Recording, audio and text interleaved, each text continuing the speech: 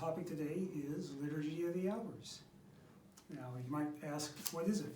Well, the Liturgy of the Hours is a series of 7 times of prayer through the day. There's morning prayer, office of readings, mid-morning, midday, mid-afternoon, and evening prayer, and then night prayer.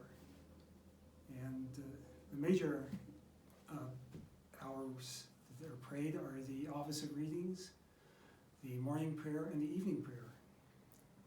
Now, what do you do when you pray the Liturgy of the Hours? Well, each time there's a different sequence of prayers. Typically there's a couple psalms that are prayed, or portions of psalms. There's a canticle, which is another portion of scripture that's prayed like a psalm. And there's a scripture reading and some other prayers that you go through. For example, the Our Father is part of that, typically in the morning and evening prayer. Now, another question I have is, who prays the Liturgy of the Hours? Well, the ordained, like deacons and priests, pray the Liturgy of the Hours. Religious pray the Liturgy of the Hours, and lay people are invited and encouraged actually to pray the Liturgy of the Hours as well. It's the prayer of the church. You think of liturgy being like Liturgy of the Word and Liturgy of the Eucharist we have on Sundays at Mass. Now, liturgy is something that the people do, and so likewise Liturgy of the Hours is what we do during the day to remember to stay in touch with God through our day.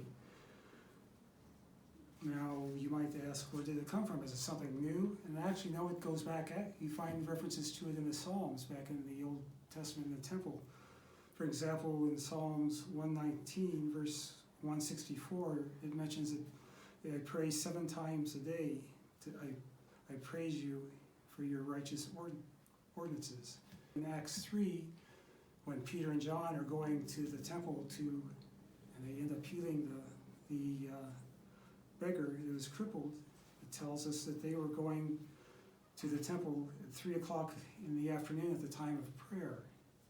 So it's a constant thing that's been adapted, and it's changed some through the ages perhaps, but it still continues in this day as a way to stay connected to God in prayer during the day. Now, how can you take part in the Liturgy of the Hours? That's another question. Perhaps easiest way to try it out is to come to the Vespers. We have it Sunday at church here at 4 o'clock, where we'll pray one of the hours.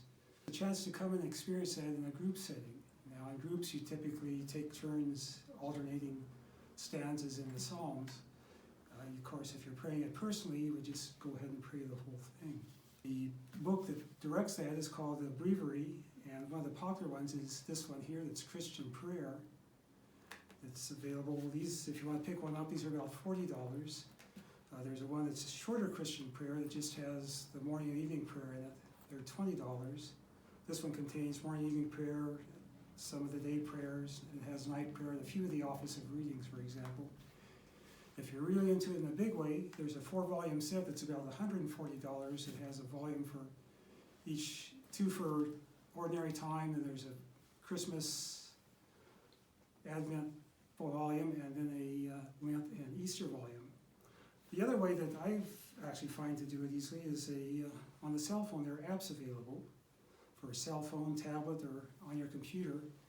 The popular one that I typically go to is iBreviary, which is available online. You can run on the computer, and you can pray it there. And the nice thing about iBreviary is that it has everything all in one spot. It follows essentially the same as the breviary that you can buy.